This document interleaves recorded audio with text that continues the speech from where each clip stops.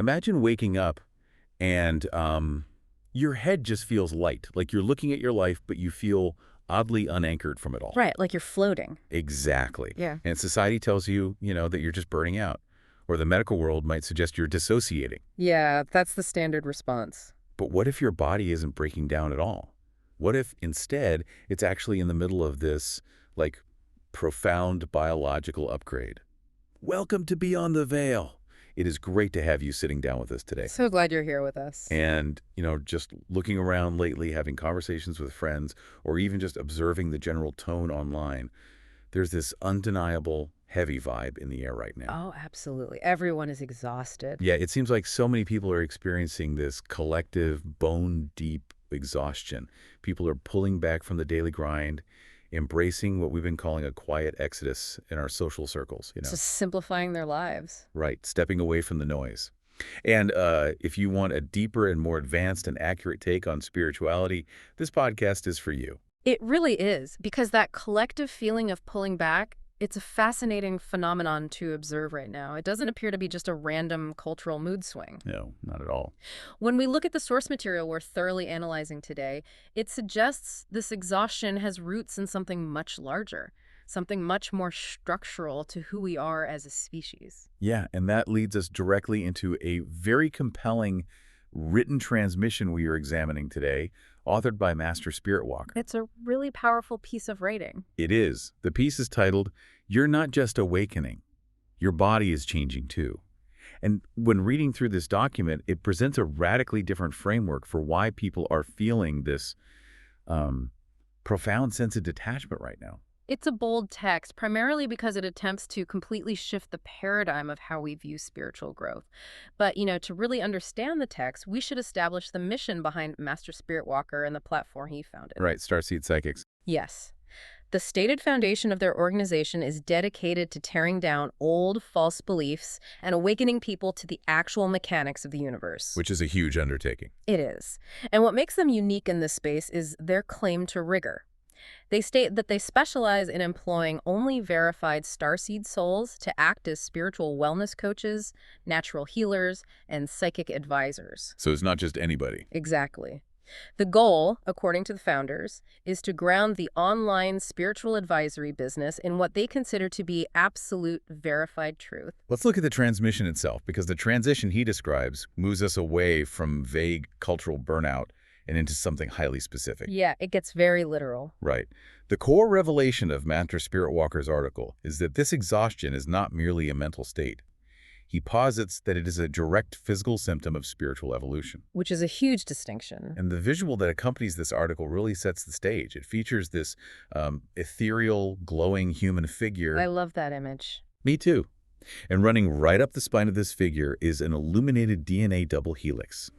This glowing human is standing in front of a misty, serene mountain landscape with a radiant, ancient-looking tree catching the light of a sunrise. It's striking. It visually represents the fusion of ancient Earth biology with pure spiritual light. And that imagery is highly intentional, Yeah. The main thesis Master Spiritwalker is putting forward really challenges the traditional accepted definition of spiritual awakening. How so? Well, for decades, the mainstream consensus on spiritual awakening was strictly localized to perception. It was treated as a mental and emotional shift. Like seeing through the illusions of society. Exactly. Questioning reality, becoming more conscious of your behavioral patterns.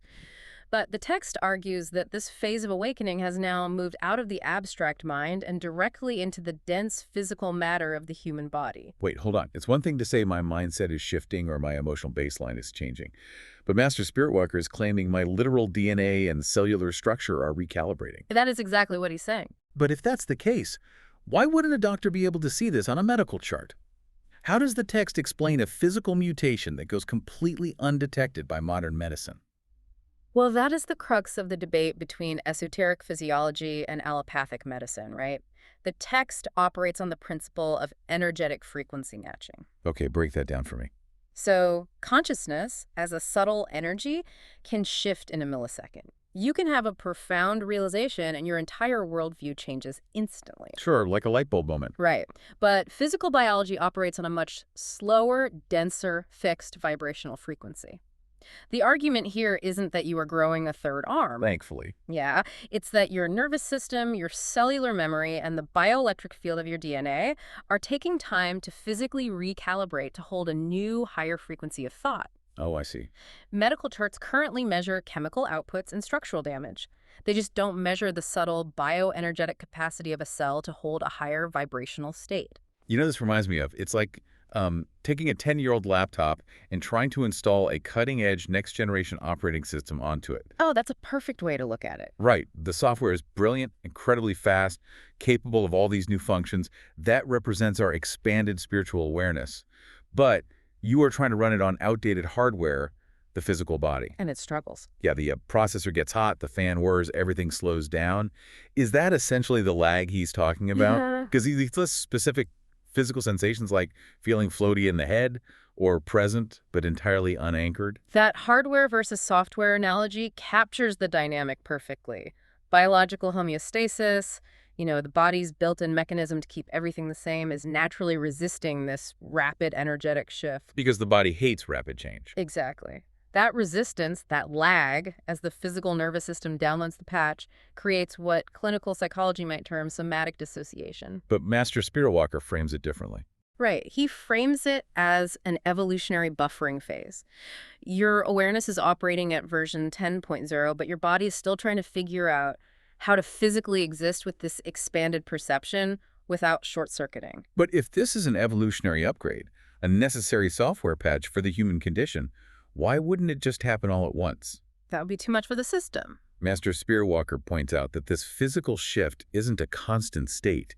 It arrives in waves. And the wave-like pattern is a crucial indicator, according to the author, that this isn't just random biological failure. As he notes, some days you wake up feeling completely grounded. Like a normal day. Yeah. Your head is clear, you are fully present in your dense physical form.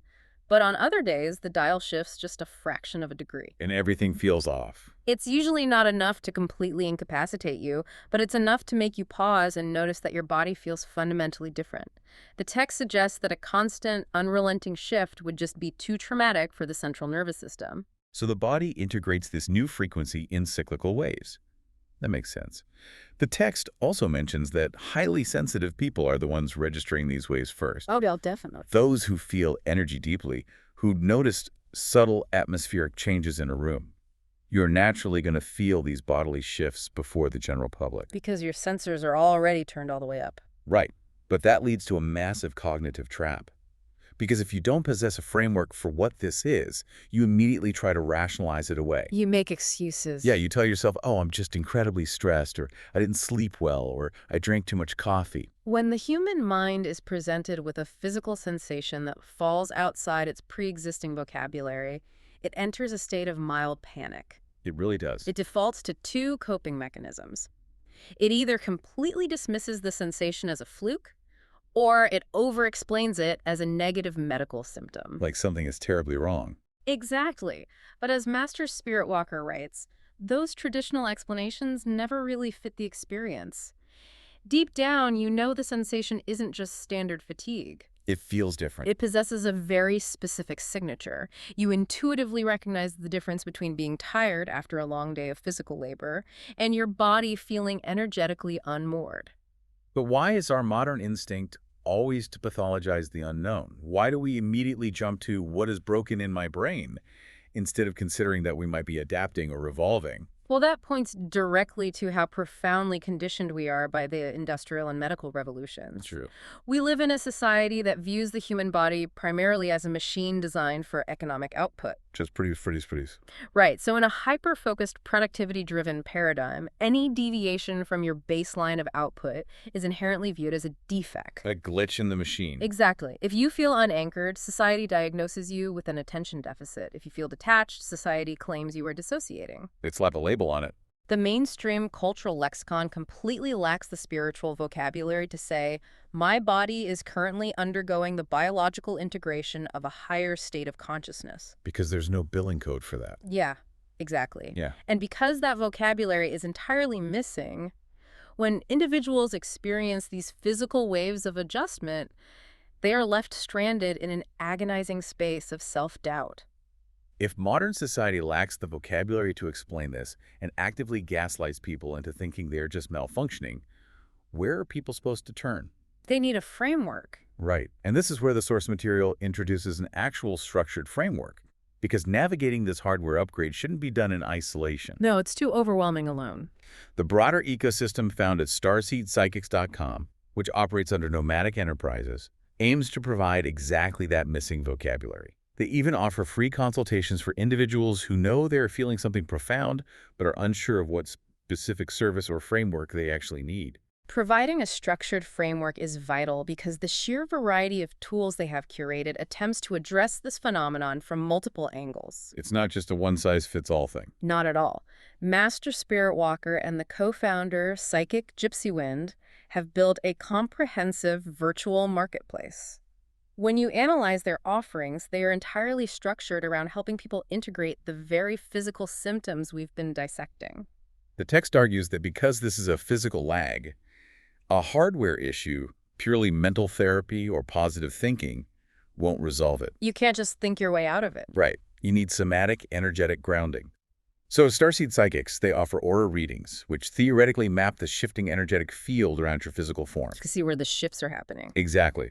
They offer Reiki services and psychic healing services, which aim to directly balance that nervous system overload we discussed. To calm the hardware down. Yeah. They also provide shamanic readings and starseed services tailored to high-frequency energetic shifts. But they don't stop at readings. They heavily emphasize tactile physical items to ground your environment. And that emphasis on tactile grounding is a really fascinating approach to the problem of feeling floaty. How so? Well, if your consciousness is expanding outward, you need dense physical touchstones to remind your nervous system that it is safe on Earth. Oh, that makes a lot of sense. They feature an entire section for spiritual home decor and accessories. They even offer spiritual cell phone accessories, integrating intention into the devices we touch constantly. Which we touch all day long. Right. Furthermore, under the larger Nomadic Enterprises banner, you can explore the Bourbon Barrel Apothecary, which provides physical, soothing botanical items. I love that idea. A logic here is that you have to treat the physical environment to support the energetic shift. Bridging the spiritual with the tangible physical world is the entire point. It's a holistic approach. It is. And for anyone listening who wants to study the theoretical foundation behind these concepts directly from the founders, we have provided a link in the episode description. Highly recommend checking that out. You can use that link to purchase books by author Spiritwalker, who is Master Psychic Spiritwalker, and author Cheyenne James, who operates as Psychic Gypsy Wind. All those resources are right there to help you build your own conceptual framework. Having access to a vocabulary and a framework is transformative. But what stands out as the most compelling aspect of Master Spiritwalker's transmission is his final, actionable advice for managing these bodily changes moment to moment. Okay, let's get into that. Once you recognize that you aren't pathologically ill, and once you have a support system, how do you actually live with this floaty sensation? Yeah, what do you actually do? His most crucial point is arguably the most difficult for the modern ego to accept. Stop trying to fix it. Just let it be. Exactly. The quote that really drives this home is when he states, "This isn't something that needs to be corrected, healed, or forced back to how it used to be, because it's not a problem. It's an adjustment." We are so deeply addicted to the concept of returning to our baseline. We really are. We treat every discomfort as an error code to be cleared so we can get back to normal. But the author is asserting that the old baseline no longer exists. Oh, it's gone. You are entering a new state of normal. As the gap between your old, dense reality and your new, expanded reality widens, you will begin to notice your entire relationship to the external world altering. Like how you react to things. Exactly. Your reactions to interpersonal drama will soften. The rigid attachments you held to certain life outcomes will loosen. That sounds kind of nice, actually. It is. That frantic, cortisol-driven sense of urgency that dictates modern life begins to fade. The things that used to grip you simply lose their energetic hold. You know, approaching it like an error code to be cleared reminds me of how we view growing pains in a child. Oh, that's a great analogy. In our modern wellness culture, we are desperate for a pill or a quick hack to eradicate every single discomfort. We want to optimize our way out of feeling anything difficult. We have zero tolerance for discomfort. Right. But if a child has aching legs at night because their femur bones are literally lengthening, Trying to cure that pain by stopping the process would mean halting their natural development. You'd literally stunt their growth. Exactly. You don't cure growing pains.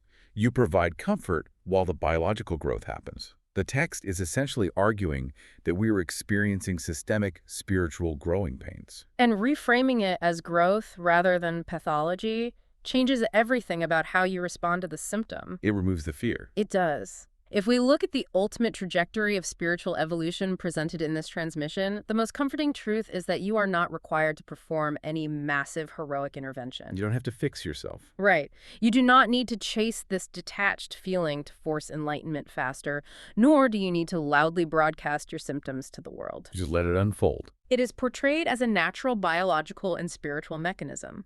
Like any organic process, it does not respond well to force.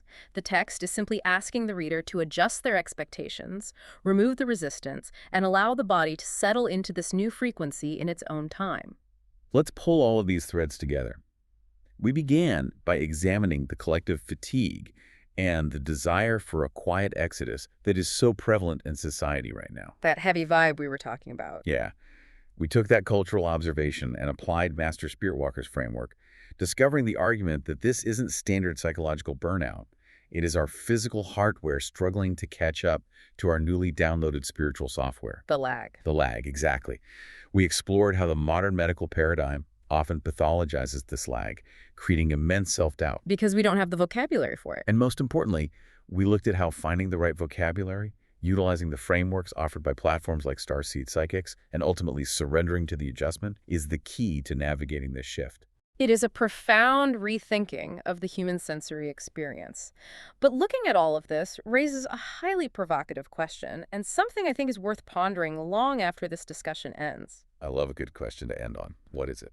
Well, we've spent all our time analyzing the lag phase, the floaty somatic dissociation, while the physical hardware buffers. Right, the uncomfortable part. But what happens when that integration is finally complete? Oh, wow. Yeah, if our physical bodies are currently experiencing this intense friction while they adapt to a much larger spiritual bandwidth, what happens when the download finishes and they finally sync up? That is wild to think about. What kind of physical, biological, or energetic capabilities might an individual unlock once their cellular structure is seamlessly operating at that higher frequency? That concept completely rewrites how you view your own ceiling of potential. I mean, the smartphone software update eventually finishes, the device restarts, and suddenly you have a piece of technology that can execute functions you previously thought were impossible. Exactly, a whole new set of tools. Perhaps that quiet exodus we are all witnessing isn't a retreat at all. Maybe it's just humanity collectively plugging in to recharge their hardware before the real capabilities come online. What a thought. Well, thank you for spending your time with us on this journey through Beyond the Veil. Make sure to check the description for the links to the books we mentioned to deepen your own framework. And above all, trust the wisdom of your own physical biology as you navigate these massive shifts. We will be right here with you next time.